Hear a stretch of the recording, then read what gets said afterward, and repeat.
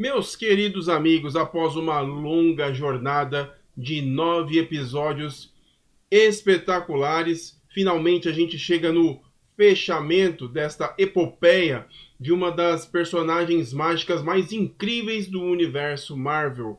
E eu vou contar sobre esse último episódio de WandaVision aqui para vocês. Então chega de papo, bora pro vídeo.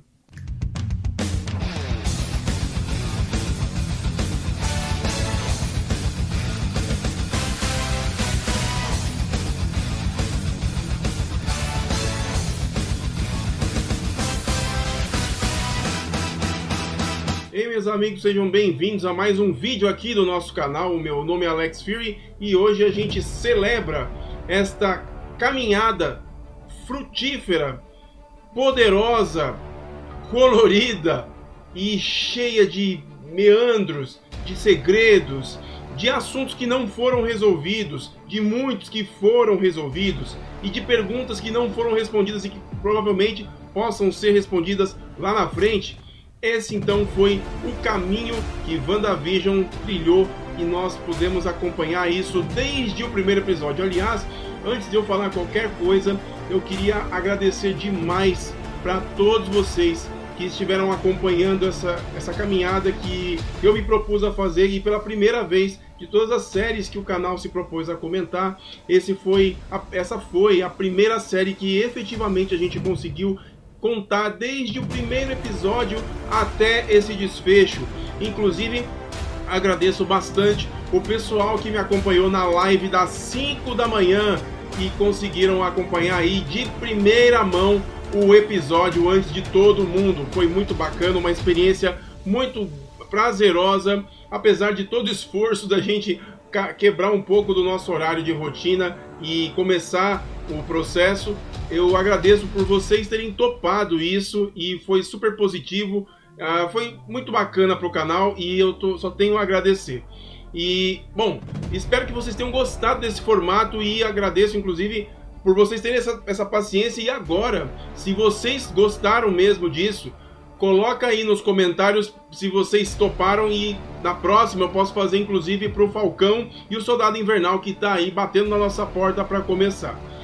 Então, galera, é o seguinte, vamos falar do episódio 9 e para hypar mais ainda, para a gente expandir esse caminho, aproveita e deixa aqui a sua inscrição, dá um clique no like, ative aí as notificações, compartilhe o vídeo aí com os seus amigos e vamos falar desse fechamento incrível que foi WandaVision. Então, bora lá para minha salinha para a gente conversar bastante sobre isso. O episódio 9 ele começa exatamente com a continuidade correta, do ponto onde exatamente paramos no episódio 8, quando a Agatha Harkness tem sequestrado os filhos de Wanda. E ali ela começa a fazer uma tortura psicológica na Wanda, querendo que ela demonstre os poderes dela.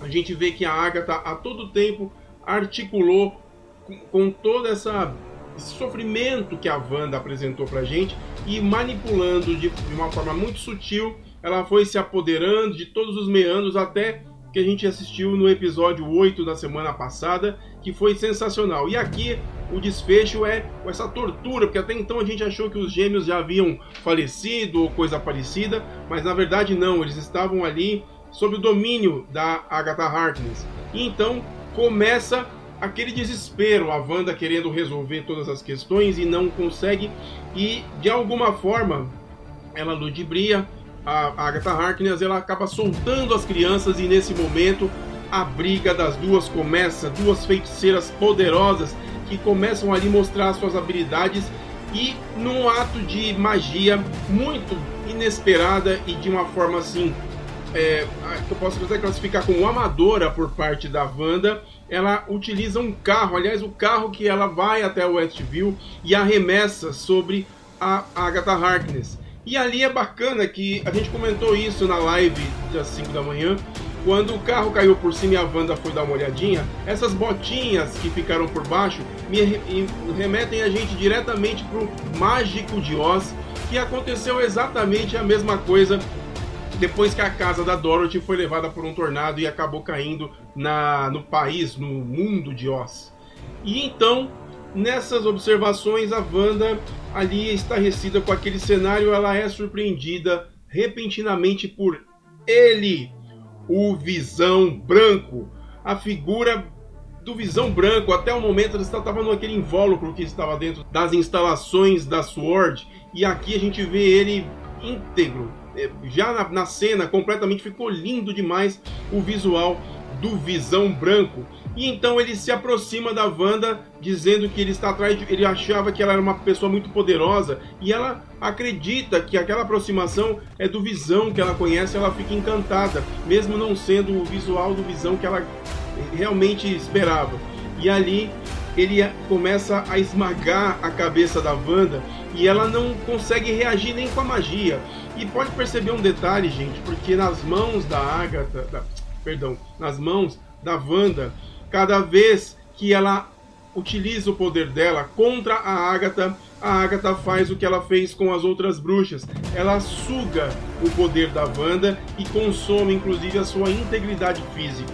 E aqui, enfraquecida desde o início dessa batalha, ela sucumbe aos poderes e à força do androide que não tem sentimentos, e ali ele começa a esmagar o crânio da feiticeira. Só que rapidamente o Visão da Wanda, o Visão tradicional da Wanda, consegue recuperar suas forças, vai voando. Inclusive, esse momento que ele retorna não é aleatório. Ele volta porque ele estava naquela cena da semana passada com a Darcy, conversando justamente sobre o que era o passado dele, tentando recobrar as memórias que ele não havia se lembrado. E ele consegue, e ele está de volta. E ali, ele e o Visão Branco entram numa batalha, mas uma batalha linda, que a gente vê como que duas figuras que compartilham exatamente da mesma força e do mesmo poder conseguem lutar. Então eles ficam translúcidos, eles ultrapassam a estrutura física um do outro, se arremessam. É lindo, cara, é uma cena linda, é daquelas assim que a gente tem que moldurar e guardar, porque ficou muito, mas muito bem feita mesmo. E então a luta da Feiticeira Escarlate e da Agatha Harkness segue em direção a Westview. Essas duas lutas, elas iniciaram justamente daquele ponto que nós vimos do trailer, quando o Visão e a Wanda se reencontram, justamente quando eu mostrei na cena anterior, e aqui eles dizem: vamos lutar pelo nosso lugar, pelo nosso lar.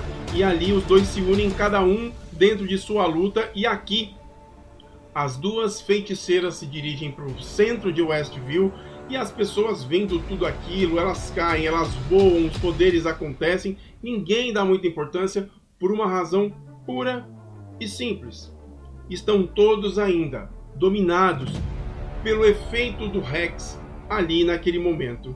E então a Agatha Harkness, ela diz uma coisa que eu acho muito bacana, que ela consegue materializar o Darkhold.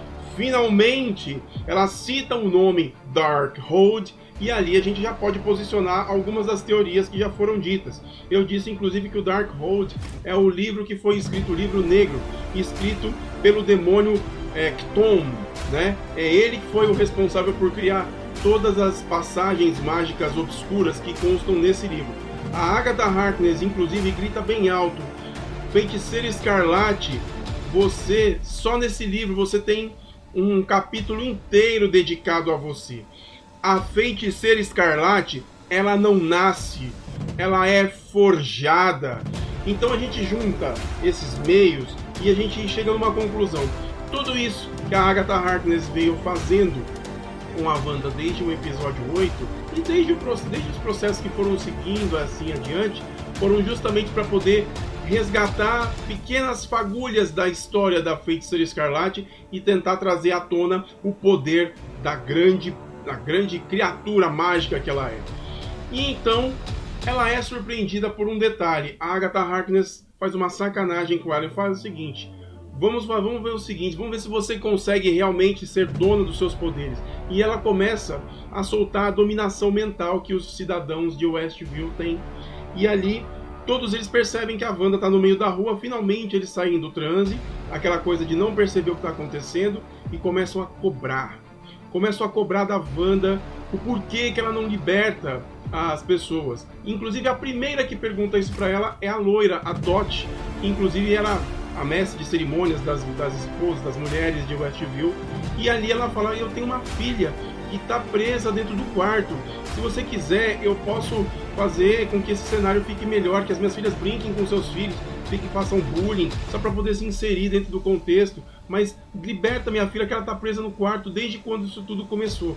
Então, com a fala da Dot, a gente vê que a dominação da Wanda extrapola as coisas. Não é uma coisa fechada única e exclusivamente em um contexto. Ela dominou todos que estão na cidade. Não sei se vocês se recordam, mas no episódio 7, quando eles estão no Halloween, no 7 ou no 6, o Visão vai para as periferias da cidade e as pessoas que estão não tão próximas da Wanda estão catatônicas.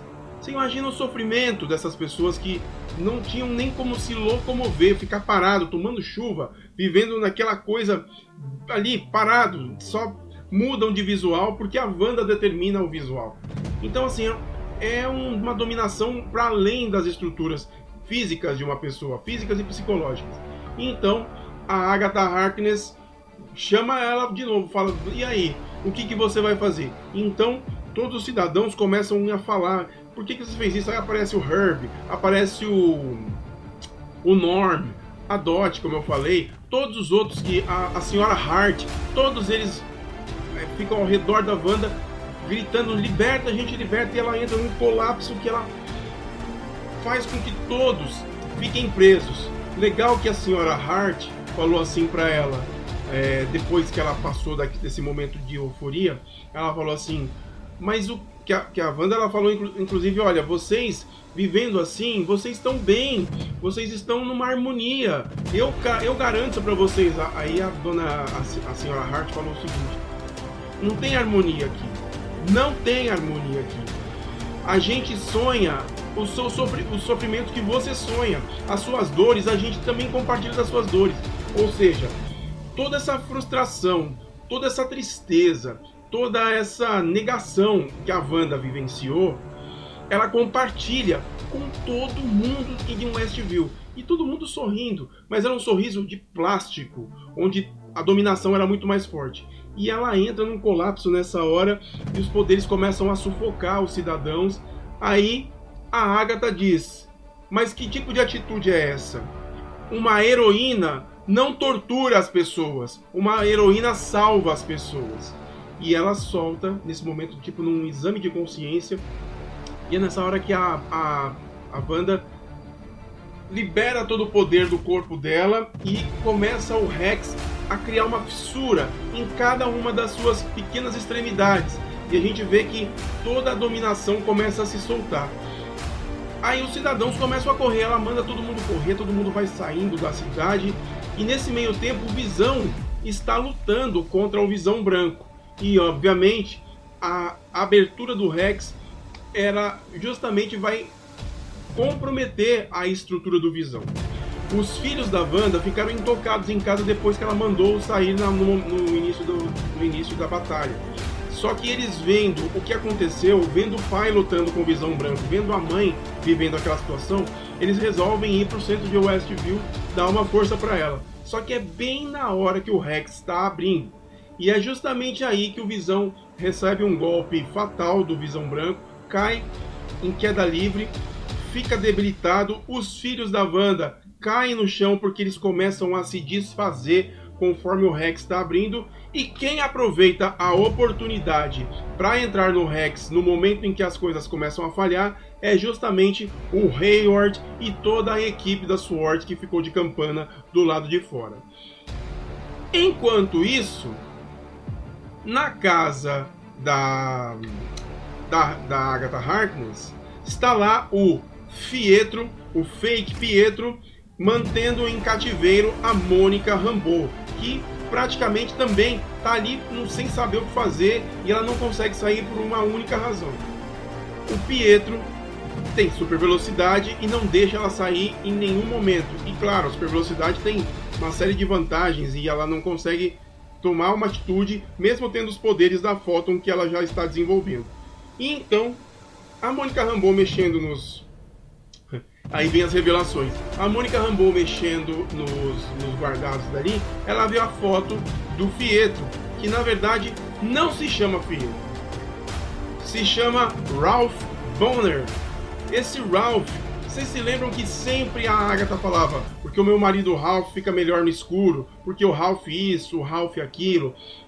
Ele é o Ralph, na verdade ele é mais um cidadão que foi dominado, inclusive agora, pela Agatha Harkness, e acabou ganhando esses poderes justamente por ela própria. Ela doou os poderes. Aliás, ele tinha uma espécie de colar que a Mônica Rambeau percebeu, e ali a Mônica Rambeau ficou cobrando do cara justamente para deixar ela sair num vacilo que o Pietro tem. Ela sobe em cima dele e ela percebe, bacana que isso é uma coisa bem legal, ela percebe a energia emanada pelo colar do Pietro e arranca ali. Já é mais uma vez aí a manifestação dos poderes da Mônica Rambeau e finalmente ela consegue se libertar. E enquanto isso, como eu disse para vocês, lá na cidade os meninos estão se desfazendo porque o Rex está se desmontando. O Visão também está se desfazendo, pedindo pelo amor de Deus para a Wanda terminar com aquele processo, e quando todos os cidadãos conseguem sair, ela consegue reestruturar o Rex. Só que até então a SWORD já havia entrado e dominado o lugar. E então é nessa hora que a família toda se une para lutar contra todas as ameaças que estão chegando. São muitas ameaças. A SWORD, a Agatha Harkness e o Visão Branco.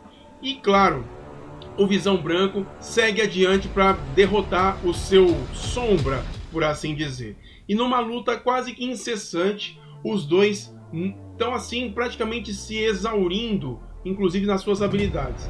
E o Visão nesse momento ele propõe para o Visão Branco, para ao invés deles entrarem nesse embate físico, para eles entenderem a natureza das suas existências. E aí entra um viés muito filosófico.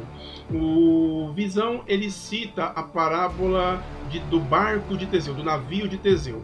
E ele faz ali uma analogia, colocando que, pela história do navio de Teseu, ele é um navio que segue navegando, só que as suas madeiras ao longo do percurso vão se apodrecendo. E lá dentro, os navegantes vão repondo essas madeiras e reconstruindo a nau desse navio todo para que ele não naufrague. E aí a pergunta do Visão, filosoficamente dentro desse conceito, é: se as madeiras originais são trocadas e colocadas outras no lugar, o navio ainda é o navio de Teseu? Fazendo uma alusão entre ele e o Visão Branco. Ou seja, qual dos dois é originalmente verdadeiro? E o Visão Branco entra num colapso, ele não entende muito o que está acontecendo, e o Visão propõe para ele: olha, você é a minha estrutura física, eu tenho as memórias que provavelmente vão compor a sua estrutura física, se você me permitir, eu posso mostrar para você. E é nesse momento que o Visão, como ele faz em todos os personagens, como ele fez com a Darcy, como ele fez com o Norm e como ele fez com a Agatha Harkness, ele destrava o pensamento, a mainframe, ele rebuta totalmente o Visão Branco e insere todas as memórias que ele, Visão da Joia da Mente, tinha com relação a todas as histórias que ele vivenciou. E ali a gente vem carregado com desde a Era de Ultron até os eventos de WandaVision agora. Então ele tem todas as memórias, inclusive de quando ele morreu nas mãos do Thanos e quando ele morreu nas mãos da Wanda, entendendo todo o contexto que envolve o amor da Wanda por ele e toda a história composta pelo Visão. E assim ele vai embora e ele diz para si mesmo: eu sou o Visão. E não vemos mais o personagem a partir daí. E enquanto isso, lá, enquanto a batalha acontece, a Mônica Rambeau se coloca à frente da arma de Hayward, que quando vê que os personagens, tanto o Icano quanto o Celery, conseguem praticamente deixar todos os soldados da SWORD sem ação, principalmente o Celery com a velocidade que ele tem, o Hayward entra numa situação desesperada e começa a atirar, e a Mônica Rambeau se coloca à frente porque os tiros eram para as crianças. Olha só como o Hayward ele é. eram para as crianças. E ali naquele momento ela se coloca na frente. E então, mais uma característica dos poderes da Photon são apresentados. E um detalhe, dessa vez a luminescência dos olhos da Monica Rambeau elas fica diferente. Nos quadrinhos, a Photon ela tem poderes assim que ela consegue ver as múltiplas formas de energia em todo o espectro eletromagnético. Então, assim, como eu disse para vocês no início da nossa fala aqui, quando ela estava lá junto com o Pietro, com o fake Pietro, quando ela viu a joia, o colar no pescoço dele, a joia brilhou roxo. Quando brilhou roxo, o que isso quer dizer? Que ela consegue enxergar o espectro eletromagnético, inclusive na magia. A gente já chega num detalhe aqui. E aqui a gente volta para ver, para entender melhor. Ela consegue ler, enxergar o espectro eletromagnético, inclusive dos cabeamentos de energia, como eu acabei de falar, de energia elétrica. E aqui ela também, no momento em que ela é arremessada pela Wanda e cai no chão, a famosa pose do Super Hero Landing, que o Deadpool adora falar, ela pousa, ao invés de ela sofrer com o impacto gerou uma energia e os olhos dela ficaram com essa luminescência. E aqui, quero voltar nessa cena aqui que ela abre o porão e o Pietro a rapta no finalzinho do episódio 8, se eu não me engano. Do episódio 7, que ela vê todas as raízes mágicas que vinham de dentro do porão da Agatha. E os olhos dela ficam roxos.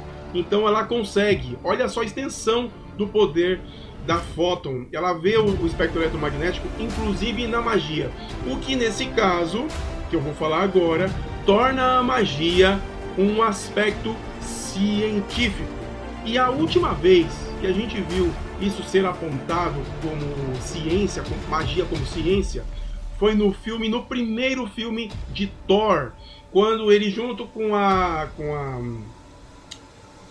meu Deus, esqueci o nome da namorada do Thor, mas daqui a pouco eu lembro. Eles estão lá se conversando. Ele diz assim pra ela, com aquele caderninho que ela tinha as anotações dela, e ele faz alguns desenhos de planetas, de mundos, Jotunheim, Vanaheim, né? E todos os planetas que a gente chama de planetas, na verdade ele chama de reinos.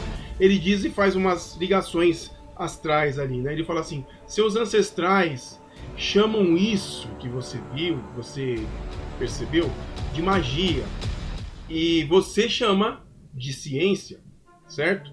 Mas de onde eu venho, as duas coisas são exatamente as mesmas, que justamente coloca um alicerce possível de se explicar dentro desse conceito mágico, inclusive dentro do conceito do próprio Doutor Estranho. E ali, depois que tudo isso aconteceu, o Hayward tenta fugir, mas quem o surpreende é a pessoa que a gente menos esperava. A Darcy Lewis vem com aquele caminhãozinho que ela roubou do circo e dá uma porrada na janela do Hayward, deixando ele preso sem ter o que fazer. Então, o Hayward, ele assim, se a gente for fazer uma análise, o Hayward, na verdade, de tudo isso que a gente viu desde o início, na verdade o que ele mais queria dentro desse contexto é não só a dominação dos seres superpoderosos, mas ele quis também fazer com que o Visão se tornasse efetivamente uma arma definitiva. E que baita arma, galera! O Visão nesse episódio, o Visão branco principalmente, mostrou o poder que ele tem, quase que ele dá fim no Visão original. Então vem uma cena muito especial que faz mais uma vez uma ligação com elementos do universo cinematográfico da Marvel que ficaram para trás. Em Vingadores Era de Ultron, a Feiticeira Escarlate nos é apresentada e ela mostra aos poucos, de forma muito sutil, principalmente no início do filme, que ela tem poderes de enfeitiçamento assim, neural, ela consegue entrar nos seus sonhos. E vocês se lembram que ela faz isso com o Tony Stark, com a Viúva Negra, com o Thor, com o Hulk e com o Capitão América. Ela faz com todo mundo, inclusive com o Gavião Arqueiro, não tenho certeza, mas acho que ela faz com ele também. Todos eles criam ali ilusões, e das suas ilusões vem traumas, né, ou medos que eles têm que possivelmente podem acontecer. Inclusive o próprio Tony Stark conseguiu enxergar o Ultimato, a Guerra Infinita, com esse momento aí que ela jogou na cabeça dele. E ela faz exatamente a mesma coisa com a Agatha Harkness. E ela já tá assim, gente, enfraquecida. Vocês podem perceber que as mãos dela já estão escurecidas. A Feiticeira Escarlate aos poucos está perdendo a sua energia e está tentando de alguma forma vencer essa luta. E no momento que ela faz isso, ela joga a Agatha Harkness para o passado, lá para o século 17, na época em que ela sugou os poderes de todas as bruxas do seu coven. Aliás, uma coisa que a Agatha falou, que a Feiticeira Escarlate, ela é forjada, como eu já havia falado, mas ela disse que ela não tem um coven, ou seja, ela é uma criatura solitária e ultra poderosa. E aqui ela faz com que a Agatha Harkness faz com que todas as bruxas que estavam mortas e adormecidas, enfim, mortas, voltem. Parece uma cena bem The Walking Dead. E elas seguram a Feiticeira Escarlate. E ela diz que dessa vez ela não vai ter jeito, mesmo que ela utilizasse o passado contra ela. E é aí que a gente vê a tiara, que faz a formação da figura da roupa, do uniforme da Feiticeira Escarlate, se materializando da mesma forma que se materializou na cabeça da mãe da Agatha Harkness. E aqui, as bruxas, mesmo segurando, elas se libertam, usando uma rajada de poder que arremessa todas para fora. E então a Feiticeira Escarlate se encoraja e vai para cima da Agatha Harkness, e uma das batalhas mais épicas começam na frente ali dos nossos olhos, uma das mais esperadas inclusive, como seria a grande luta entre a Agatha e a Feiticeira Escarlate. Até então, Wanda, né? Então uma luta aérea, elas ficam ali jogando poder uma na outra, bem visualmente bacana, e toda a família, inclusive a Monica Rambeau, estão todos lá embaixo assistindo, né? E o Visão a todo tempo evitando que os filhos vejam a mãe se machucar, aquela coisa bem preocupado. Então acontece algo espetacular. A Feiticeira Escarlate está praticamente numa situação debilitada, ela está praticamente para cair daquele voo. E então a gente vê que as energias que ela foi jogando na Mônica não, perdão. As energias que ela foi, já estou ficando maluco aqui. As energias que ela foi jogando na Agatha Harkness e foram aleatórias, não foram tão aleatórias assim. Percebam, olha bem aqui. Ela criou runas de proteção de magia, que inclusive ela aprendeu com a própria Agatha Harkness, quando ela ficou presa no porão e não pôde executar seus poderes, porque a Agatha disse para ela que aquelas runas que estavam nas colunas do porão eram runas que eram uma espécie de magia que apenas a bruxa que as invocou poderia utilizar dela, menos a que estava dentro. E ela aprendeu. Ela jogou o feitiço contra o feiticeiro, literalmente. E ali, num ato muito, cara, épico demais, ela se abre pro poder. E da mesma forma que a Agatha Harkness fez com todas as bruxas do seu coven e ao longo da sua vida, a Feiticeira Escarlate faz exatamente o reverso. Ela que toma todos os poderes da Agatha Harkness e numa agonia de ego, de dor, de tudo, grita enquanto ela se enche de poder numa cena linda que lembra muito a Fênix dos quadrinhos e principalmente a própria Feiticeira Escarlate. E ali aos poucos, aquela energia que toma conta do seu corpo começa a formar a essência do que nós conhecemos canonicamente nos quadrinhos como a Feiticeira Escarlate, numa cena linda, que a roupa se forma como se fosse uma simbiose de energia em forma de roupa no corpo dela. E ali ela define o último golpe e encerra a luta com a Agatha Harkness descendo com ela. Ela ficou linda, mas ela ficou linda no visual de Feiticeira Escarlate. E a Agatha Harkness, quando percebe tudo aquilo, ela diz o seguinte: você não tem ideia do que você acabou de fazer. Como se ela tivesse uma visão, ou uma ideia, ou um conhecimento mais profundo sobre a essência de uma genuína feiticeira escarlate. Como se a presença da feiticeira fosse um algo que não poderia existir, que o mundo poderia sofrer grandes perdas por causa da energia dessa presença que é a feiticeira escarlate. E ali elas descem até Westview, depois de tudo estar destruído e tudo mais, e ali ela encara a Agatha Harkness e diz que a partir dali não vai haver mais, não haverá mais Agatha Harkness, e ela vai ter que se conformar com isso. E ela implorou para que ela não usasse os poderes, que ela não fosse o que ela é, e que ela permanecesse com ela, que ela poderia ajudar. Ela falou assim: fica tranquila, quando eu precisar de você, eu te chamo. E ali ela toca na testa da Agatha Harkness e a transforma na vizinha enxeriga. Ou seja, coloca ela dentro de uma prisão redesenhada nela mesma, colocando ela como uma pessoa assim servil, e que obviamente vai de encontro com os quadrinhos, porque a Agatha Harkness não é 100% vilã, mas ela é uma espécie de mentora da Feiticeira Escarlate. Aliás, ela executou essa função de mentora durante todo esse processo de tentar tirar da Feiticeira Escarlate essa energia, essa presença que ela tanto forçou para acontecer. E então tudo aquilo se encerra, né? Tudo aquilo se fecha. A Feiticeira Escarlate deixa a Monica Rambeau para resolver os problemas com o pessoal da SWORD, e ela segue com a sua família.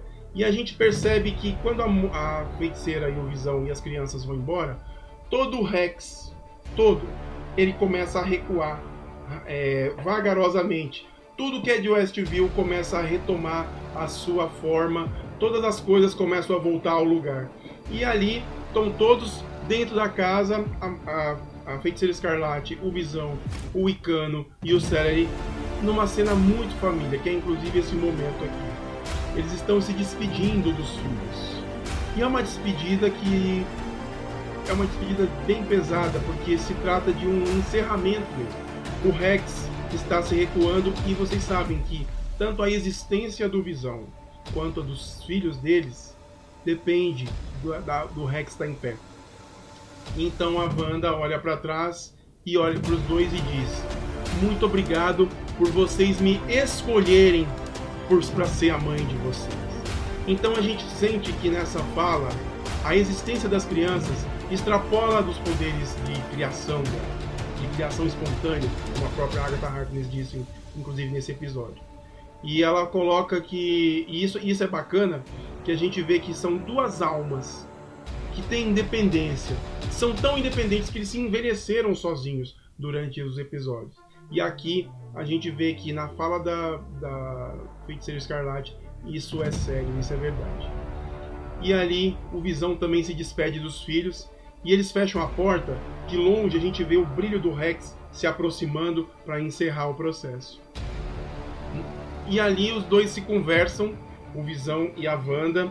Ele tenta apagar as luzes da sala e ela diz para não apagar. Ele até brinca com ela e fala para ela que ele havia lido num artigo que as luzes, aliás, ele pede para acender, as luzes são boas para poder ver a melhor das pessoas, na aura delas, de uma forma assim que ele diz, não exatamente com essas palavras. E ela disse: não, você não leu nada disso, realmente, eu só queria ver você com mais clareza. E ali vem um momento muito, muito especial do casal, Wanda e Visão. O Visão, ele disse para ela assim: Wanda, eu sei que tudo isso vai encerrar, mas eu queria te dizer que é como se fosse um agradecimento, né? Não foram exatamente com essas palavras, mas ele diz assim: eu comecei como uma voz, fazendo alusão ao Jarvis, quando ele era apenas uma inteligência artificial que comandava as ações do Homem de Ferro.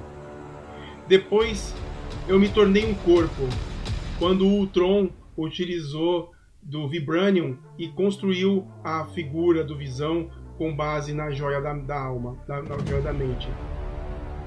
E depois, o que eu posso vir a ser depois disso? O que eu sou, Wanda? Cara, então isso é lindo, velho. Isso é lindo. E aí ela fala assim pra ele: você é como se fosse a essência da minha vida. Você é parte da joia da mente materializada em todos os meus sentimentos. Você é o meu amor. E ali a gente vê o sintozoide construto, mas com uma alma, derramar a sua única lágrima em todo esse tempo de existência. E ali a Wanda se despede dele, e é nesse momento que o Rex, a gente acompanha ele chegando na porta da casa, dentro da sala, e o Visão, aos poucos, né, foi construído pelo amor da Wanda, ele começa a se desfazer, e ali a Wanda volta ao terreno original que ela havia iniciado toda essa aventura. O Rex volta todo para dentro do seu corpo e ela se encontra solitária mais uma vez. Então a Wanda, depois de toda essa experiência maravilhosa, traumática, complementar, suplementar, enfim, esse conglomerado de sensações que ela criou para si mesma, ela traz tudo isso de volta numa metáfora muito, muito bacana. Tudo isso que nós vimos em WandaVision é justamente o que é o próprio título da série, WandaVision, a visão de Wanda. Se a gente for fazer uma análise aqui, inclusive essa análise eu agradeço ao inscrito Ronaldo, que a gente teve uma conversa antes de eu fazer esse vídeo, e ele falou o seguinte, que não há um grande vilão nessa série. Na verdade, o vilão já estava lá o tempo todo, e é a própria Wanda. No momento em que ela cria toda essa realidade e passa por cima da vontade, do livre-arbítrio de todas as pessoas que ali faziam parte, ela se torna vilã. A gente não pode dominar ninguém, muito pelo contrário, as pessoas têm que ter liberdade de ir e vir. E ela justamente tolhiu todo mundo em Westview dessa forma. Mas foi um grande aprendizado, a gente percebe que ela amadureceu bastante por conta dessa experiência. E ali ela encontra a Monica Rambeau e no meio de todas as pessoas, inclusive ela passa na frente de todos os moradores de Westview, o Herb, a senhora Hart, a Dot, todo mundo olhando para ela com ódio, né? E claro, tudo já voltou ao normal. E aí, quando ela chega na frente da Mônica, fala: você não me odeia assim como todos eles? A Mônica diz: não. E olha, Wanda, se eu tivesse os seus poderes, com certeza eu teria trazido a minha mãe de volta. Então assim, a gente vê que o que a Wanda trouxe para ela foram todas as tristezas de um luto. O luto pelo irmão, o luto pelos pais, o luto pelo grande amor da vida dela. Então nós assistimos 9 episódios de um sofrimento interno que se materializou e tomou conta de toda uma cidade. Wanda, agora madura, sabendo dos poderes de Feiticeira Escarlate, se despede de Monica Rambeau e segue seu caminho para o desconhecido, que até então nós não sabemos o que ela fará da vida dela. Mas aí, meus amigos, vem a cena pós-créditos. E aqui a gente tem o Randall Park, que é o agente Woo, Jimmy Woo, liderando a SWORD. E claro, o Hayward está sendo preso pelo FBI, que inclusive é de onde ele faz parte. É bacana, inclusive, falando do Woo, que eu não citei ele em nenhum momento aqui da minha fala, o Woo, num determinado momento que ele está lá junto com o Hayward, ele fala assim: cara, o que você está fazendo, ele questiona o Hayward, né? O que você está fazendo está errado, cara. E olha, se alguém pegar as provas de tudo que você está fazendo aqui, produzindo armas, invadindo cidades, ferindo pessoas, se o FBI chegar aqui, inclusive eles vão chegar daqui a 1 hora, você tá ferrado. Aí o Hayward: você tá de brincadeira, você tá blefando. Jimmy Woo não blefa. E aí, na verdade, ele tava blefando sim. Enquanto ele tava algemado, ele colocou as mãos para trás e pegou um celular para fazer uma ligação, enquanto o Hayward deixou ele preso.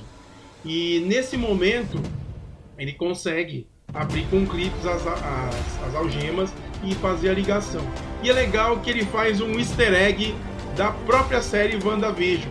Ele diz assim, floreio, que é justamente o que o Visão fala no episódio 2, quando eles estão lá... Mentira, no episódio 2 não, no episódio 1, quando eles estão lá no Festival de Talentos que a Dot organizou, que ele tá meio não bêbado, mas ele tá com chiclete nas engrenagens, fazendo com que ele não funcione tão bem assim, e ali ele agindo daquela forma. Toda vez que ele conseguia fazer uma mágica, ele dizia, floreio, né? Muito bacana eles juntarem peças, inclusive de dentro da série. E o Wu agora liderando a SWORD, né? Liderando a SWORD ou só mandando o que estava acontecendo na cena do crime ali. E quem estava falando com ele era justamente a Monica Rambeau. E aí o Wu pergunta, poxa, mas e a Darcy? Aí a Mônica fala assim, poxa, a Darcy, cara, ela teve que sair rápido porque ela falou alguma coisa sobre relatórios que ninguém gosta de fazer. Eu particularmente não fiquei satisfeito porque a Darcy, eu gosto muito da personagem. Ela, inclusive, foi uma das personagens que mais foram chave. Chegou depois, foi chave, porque ela descobriu os segredos do Rex. Ela entendeu o formato hexagonal. Ela que começou a investigação, fazer a investigação toda e deu o formato que a série precisava. E uma pena que ela só sumiu. A não ser que eles tenham planos para Darcy numa outra série, quem sabe talvez até no próprio Falcão e o Soldado Invernal, mas vai saber o que a Marvel está planejando nesse sentido. Mas enfim, eu achei uma pena a gente não ter mais da Darcy, principalmente agora no finalzinho. Ela só bateu o caminhão na porta do Jeep do Hayward e ficou por isso mesmo. Uma pena. E aí, enquanto eles estão lá conversando, a Mônica e o Wu, chega uma agente e fala pra Mônica ir até o cinema, que tem um cinema logo ali na frente, que estão esperando por ela. E ela vai até lá. Chegando lá dentro, ela olha de frente para a moça e, surpreendentemente, dizendo, poxa, mas quem quer falar comigo? E aí, a moça se transforma numa Skrull e aponta para o alto, dizendo, ele quer falar com você. Fazendo alusão direta a Nick Fury, que está lá no complexo, que ele pode até considerar como já a SWORD, junto com os Skrulls, que foram apresentados no final de Homem-Aranha Longe de Casa. Cara, tá demais, e isso já é um ganchinho para Invasão Secreta. Aliás, o Wu, eu coloquei essa cena aqui porque o Wu foi muito específico nisso aqui. Vocês se lembram no episódio 5, se eu não me engano, quando eles estão estudando as possibilidades do que pode estar acontecendo dentro do Rex, ele dentro lá do complexo fazendo num quadro branco as suas considerações, e aqui, bem no cantinho, está escrito Skrulls. Então ele já citou o assunto muito antes dessa personagem aparecer aqui. E então, Monica Rambeau, já com aquele sorriso no rosto, já imagina que em breve ela vai fazer parte de um dos times espaciais do universo Marvel mais poderosos, e se preparem que ela na SWORD não vai ser brincadeira. Invasão Secreta tá chegando aí e vamos ter mais de Monica Rambeau, certamente. E aí, meus amigos, de repente passam todos os créditos e a gente vê que tem mais uma cena pós-créditos. E aí a cena ela começa bem dessa forma aí. A gente vai sobrevoando algumas montanhas que, inclusive, na hora que eu vi isso aqui, a única coisa que veio na minha cabeça foi Undragor. As montanhas onde a Wanda efetivamente encontrou, recebeu, descobriu seus poderes. Mas enfim, isso é uma especulação, mas quem sabe mais pra frente aqui não seja considerado como Undragor. E aqui a gente vê uma casinha, bem aquelas casinhas parecendo de João e Maria, bem aquelas historinhas de fábula. E a Wanda sozinha, sentada aqui na frente da casa, vivendo o seu momento ali de autoconhecimento, de solidão. E aí a gente vai se aproximando e entrando um pouco mais para casa. e nos deparamos com isso aqui. A Wanda que a gente viu na entrada da casa, na verdade, é ela acordada, só que ao mesmo tempo fazendo de si mesma uma projeção astral. A última vez que nós vimos projeção astral, nós vimos com esse cara aqui, que ao invés de ser como a Wanda, ele fazia isso dormindo, preguiçoso, Doutor Estranho. Não é à toa que a Feiticeira Escarlate é considerada mais poderosa do que você. E aqui a gente tem essa comparação, que é a projeção astral do Doutor Estranho, e também aqui a projeção astral da Wanda. E meus amigos, nesse momento que ela estava fazendo todas as magias, vocês percebem que as magias não são pequenas, não é fumacinha, não é nada disso não. Percebam que são runas, são leituras, são formações, são elementos mágicos que estão sendo materializados ali, né? Assim como o próprio Doutor Estranho fazia. E no momento em que ela está lendo o livro, as vozes de crianças, das crianças, do Wiccan e do Billy e do Tommy, começam a chamar: mãe, por favor, salva a gente. A única coisa que me veio na cabeça foi essa cena aqui, do Master Pandemonium, né? Futuramente, quem sabe, uma figura demoníaca que todo mundo especulou e no final não deu em nada, seja parte de tudo isso. Bom, galera, esse foi o episódio 9 de WandaVision, que deixou, acima de tudo, muitas perguntas, muitas questões em aberto e principalmente um hype lá no alto, porque, cara, se a gente for pensar, muitos elementos não foram respondidos aqui. Aliás, qual o sentido do formato hexagonal para a cidade? O Visão Branco, para onde ele foi?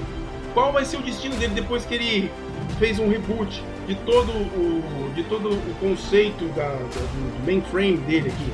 Como que ele conseguiu? O que ele vai fazer? Qual vai ser o destino dele? Enfim, tem muitas questões que ficarem abertas. A própria Agatha Harkness, de onde ela veio, cara? Por que ela estava lá em Westview? Qual a razão dela estar lá? Porque assim, no sitcom, quando ela aparece assim de supetão, de primeira. Será que ela captou as energias da Wanda depois do Ultimato e foi atrás dela? De onde? O que despertou essa bruxa do século XVII para ir atrás da Wanda em Westview? Qual é a razão de tudo isso? Enfim, tem tantas perguntas, cara. Tem tantas perguntas que quero saber se isso vai dar continuidade em algum outro filme, muito provavelmente em Doutor Estranho no Multiverso da Loucura. E, enfim, são muitos detalhes ainda que precisam ser completados. Mas, galera, antes de mais nada, eu quero saber o que vocês acharam de WandaVision, a série toda, de uma forma geral. O que vocês acharam? Foi bacana? Decepcionou? Atendeu às expectativas de vocês? Coloquem aí nos comentários, porque é justamente isso que faz valer esse trabalho todo que a gente faz aqui. Beleza? Agradeço mais uma vez a presença de todos e por nos acompanhar durante todos esses episódios aqui. E tem mais! Vai estar chegando aí Falcão e o Soldado Invernal. Tá chegando também o Snyder Cut, galera. Dia 18, hein? Tá batendo aí na nossa porta. Eu vou ficando por aqui.